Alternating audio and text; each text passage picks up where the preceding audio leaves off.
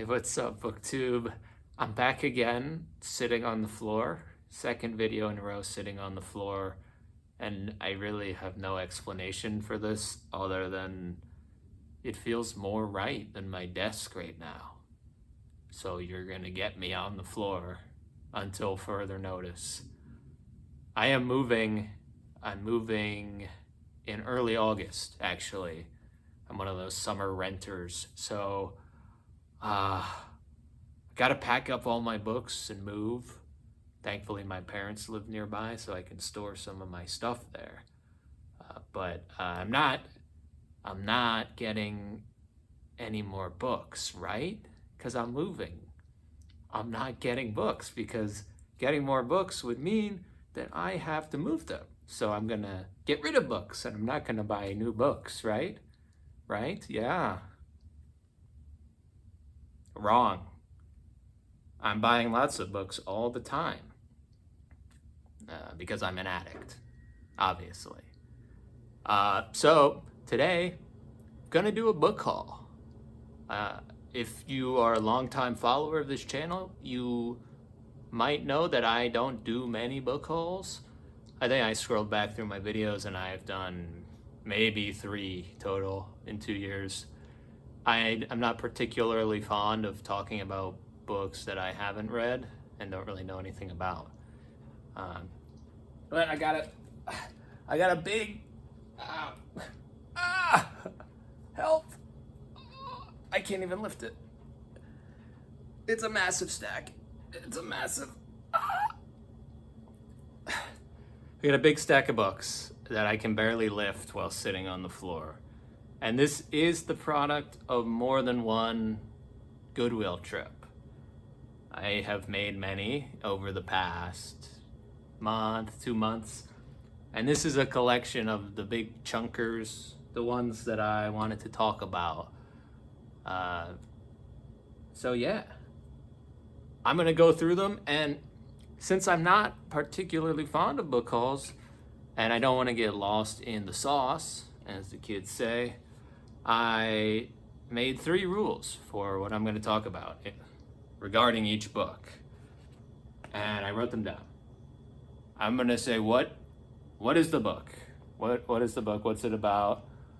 Why did I buy the book? What's my interest? And will I read it soon or not? What are my plans for the book? So I think that's simple enough. I'm not going to get into the weeds. I'm like, oh, this was published in 1954 and the author is a professor from Harvard. I haven't done that much research. So it's just a book haul. I'm doing one last one before I have to move and pack up all my books. So this is the criteria. I'll put in the back. Maybe. Yeah, you can see if I dodge. So, yeah, okay. All right, I just wasted 3 minutes of time on that, the preamble. So, book number 1, we got the Penguin Book of Historic Speeches, published by Penguin, obviously. And I learned from the back of the book that it's the companion volume to the Penguin Book of 20th Century Speeches. So most of these speeches are from the 16, 17, 1800s, just looking at the table of contents. But there are some from antiquity, from like, I actually read one, if you know, I'm doing a reading project on 1066 and the Norman Conquest. There is a speech from William the Conqueror in here. I don't know how factual it is, but I saw that in the table of contents and I read it. And it was his speech to his army before the Battle of Hastings. But yeah, this is just a reference book. I don't plan to read it cover to cover at all. I just like having reference books, and that's why I bought it. A lot of the content looked like British Parliament orations, and then stuff in the French Revolution, American Revolution, Civil War, kind of like key political time periods of political violence and such. So Penguin Book of Historic Speeches, just a reference book to keep around. Book number 2, we got Power and Thrones by Dan Jones, a new history of the Middle Ages. Dan Jones is a popular historian of this century, and he's really popular. I've heard a lot about him regarding the history of England specifically, but also just as a middle-aged medieval scholar in general. Now, this is probably his most ambitious work. I think it's from 2021, and he basically goes through, I would assume, the 1,000 years between the fall of the Roman Empire and the start of the Renaissance, I think. Like 1,000 years-ish. Now, I think having a cursory overview of the Middle Ages would be a good thing. Is this the book that would give it to me? I'm not sure. I don't think Dan Jones can engage in narrative writing here. So I think this could be a decent broad overview of the medieval time period. And that's why I'm interested in it, to get some context for the world. I'm sure it's mostly Europe, though, in here. Maybe some Mongol stuff.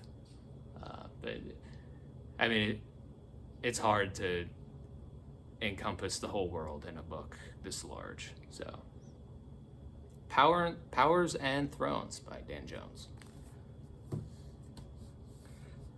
Book number 3, we have Legacy of Violence, A History of the British Empire by Caroline Elkins, who won the Pulitzer Prize for something. I have never heard of Caroline Elkins, but this book interested me. One, because it's such a floppy chunker from Vintage Press, or Vintage. It is one of the floppiest books I've ever seen, which is awesome. And I also picked it up for the quote at the top, which is an impressively damning account of the British Empire, which I take to mean that this is a searing indictment on the crimes of the British. I'm from America, and I know that people are always like, oh, America's the worst, America's so bad. And yeah, we have a lot of problems in America. We have a lot of skeletons in the closet. I think the British get away with way too much. People forget. People forget what the British did. And I don't want to forget either. I want to know all about it so that I can make fun of them. So that's why I got Legacy of Violence. Do I plan to read it soon? No. But if I ever get more interested in modern British history, I'm going to be glad to have this on the shelf.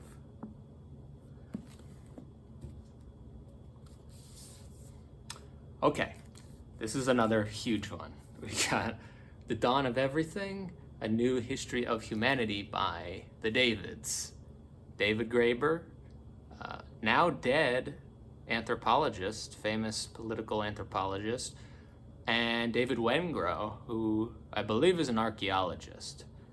And from what I know about this book, which is huge, it's kind of a response to *Sapiens* by Yuval Noah Harari, which is also a history of humanity.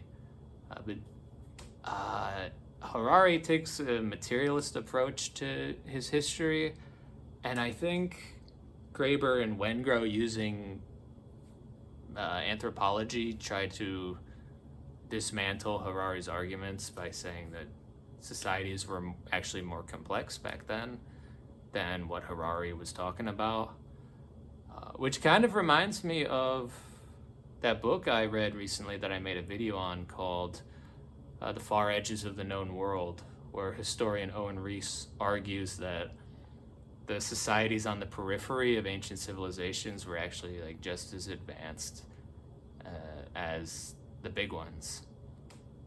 So I love David Graeber. I've read 3 of his books now, and they're all over the place. He had his hands in a lot of different honeypots, but I think he was an awesome. I don't know if he was an awesome anthropologist.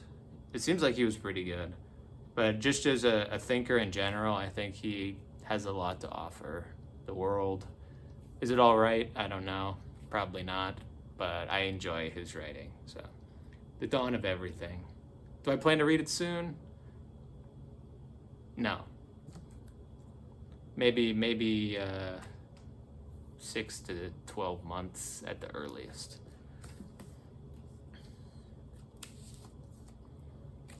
Next up, Before the Revolution, America's Ancient Past by Daniel K. Richter, I think.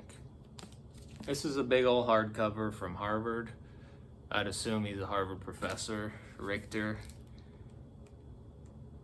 No, University of Pennsylvania. Historian. So, from what I can tell, this is another one of the books that talks about America before the English and the Spanish and whoever settled the country. And I have 2 of these books already. I think 1491 by Charles Mann, and then I have them right here. And then A Voyage Long and Strange by Tony Horwitz. These are both books on like what was going on before, as I said, in America pre-1492 or pre-1607, like Jamestown era. So I was interested in this just because I already have books on the topic, so I could have like some comparative reading. Not gonna read this anytime soon at all, but it's a nice looking hefty hardcover, so kind of hard to pass up, especially when I'm moving and I don't want to carry all this heavy stuff. I'll have more heavy books. So yeah, Before the Revolution.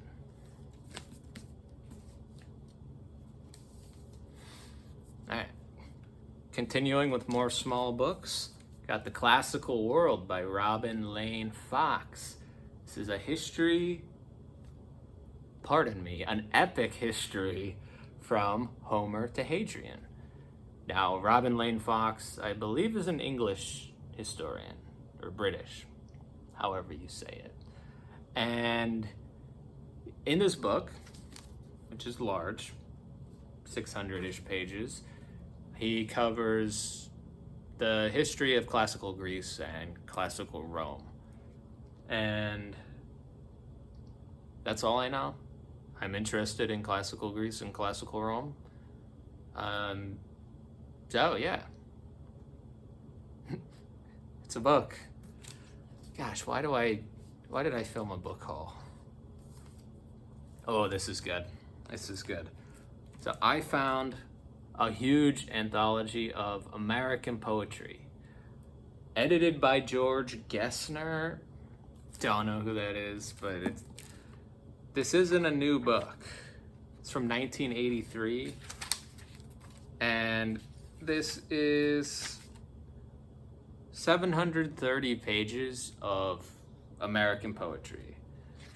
The beginning, like the first 500 pages, is just selections from the most famous American poets, and then it gets into different topics of poetry or genres. Like some are nature, religious, Native American,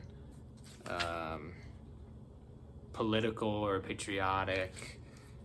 So I love reading poetry. I've actually been getting back into it with a collection.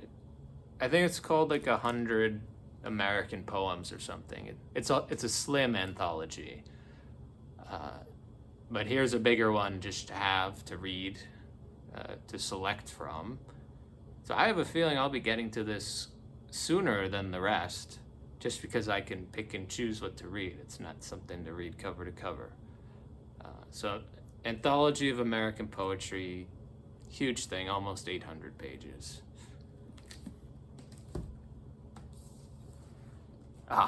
Here we got a fun one. We got A Field Guide to Germs by Wayne Biddle. This is a nice skinny hardcover from Henry Holt and Company. And I thought it was going to be a book, like a regular nonfiction book on germs. I was wrong. It is actually a reference book.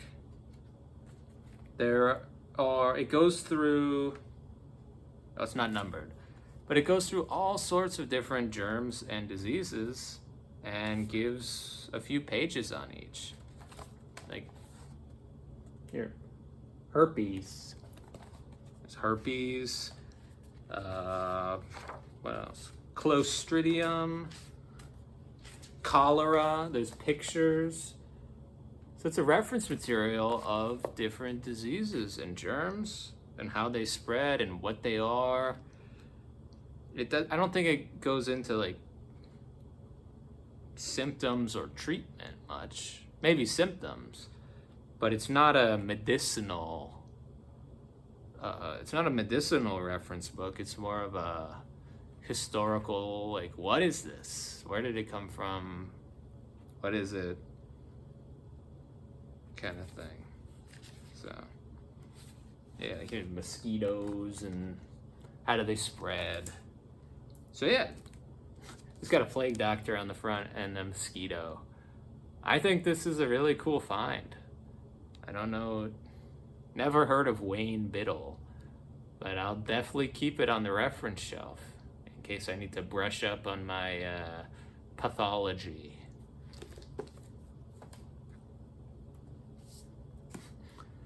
Next up, we got The History of Magic and the Occult by Kurt Seligman.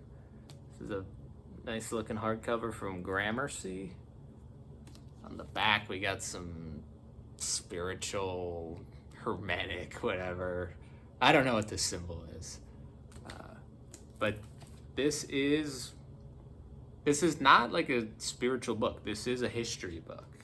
When it says The History of Magic and the Occult, it is a history. Like, it goes through Mesopotamia and the Hebrews and Egypt and like what all of these civilizations believed in terms of magic and such. And it goes into like the devil, witchcraft, the Kabbalah, and it goes up to kind of the 1700s, I think. And I actually looked up this book because I was curious, and it seems that commenters or reviewers thought that Seligman took a pretty neutral stance on the whole thing and was just trying to record what each of these civilizations or societies thought about magic or what they practiced, instead of trying to argue something. So I would like to read this at some point this year. I don't know if that'll happen, but yeah, there's a ton of cool diagrams. I know if you're reading about magic, there's going to be awesome diagrams because those people were, I could say they were wizards with a pencil or whatever they would use to create things, but yeah, there's lots of, like, the steps leading to the celestial city. That's great. I don't know what the celestial city is. Maybe the Tower of Babel? But I'm just glad to have this in my library because it looks like a really cool book. Okay, only a few more, I promise. I'm skipping this book. I don't want to talk about it right now. All right, last two. We got the complete Sherlock Holmes in hardcover, published by Doubleday. Got Volume 1 and Volume 2 every single Sherlock Holmes novel and short story by Sir Arthur Conan Doyle, collected into these two nice looking volumes. On the back is a replica of 221B Baker Street. And yeah, I bought these books because why wouldn't I when I see them for $2 a piece at Goodwill? You probably know I recently read the first Sherlock Holmes novel, A Study in Scarlet, and I really liked it, most of it. So I just had to pick up these two hardcovers. My one hesitation to reading this immediately is that I know there are Penguin Classics for the Sherlock Holmes novels. And I'm a sucker for Penguin Classics because I know they have introductions and notes. And as far as I know, there's none of that. There's no introduction, no notes, no anything in these books. It's just the stories. So that's my one hesitation to start this immediately, but I think I'm gonna bite the bullet and keep going and read these like in the next month. Maybe not the whole Sherlock Holmes oeuvre. How do you say that? Backlog? Maybe not all of the work, but I'm gonna read more of it. And I'm gonna tell you about it when I read it. So yeah. Those are all the books. Those are all the books. And it's going to be a lot more to move, so I should stop buying books. That would be smart, wouldn't it? Anyways, yeah, that's it. I'll see you later.